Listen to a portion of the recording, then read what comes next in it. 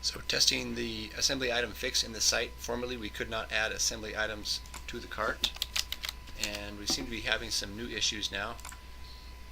We can and cannot add assembly items. So one problem is that the spinner, as you can see, doesn't ever go away, and that happens under different conditions, but that's not a good thing.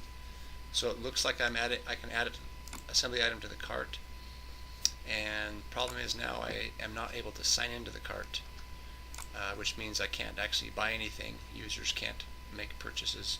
The spinner just stays there. The site stays like this the whole time, and the user cannot log in to the site and purchase if there are items, not just assembly items, but actually any items of any item type in the cart. This happens. So if I go back to the site and I'm not signed in, if I try to sign in first, then I actually can sign into the site.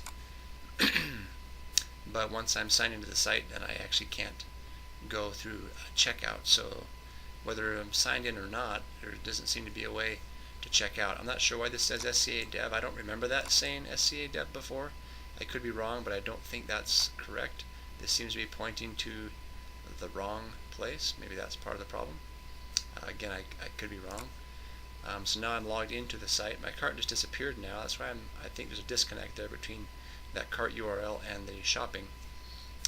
However, if I add something to the cart, I'll add this assembly item cinnamon bear to the cart, although it does the same thing with any item type. You'll see I actually don't go to the cart now.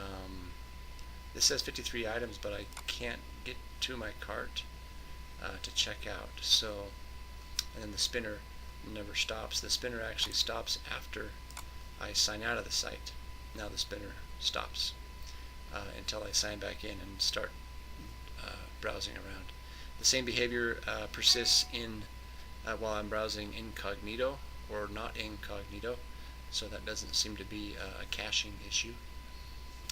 Anyway, so cannot check out of the site at all now with any type of item in the cart.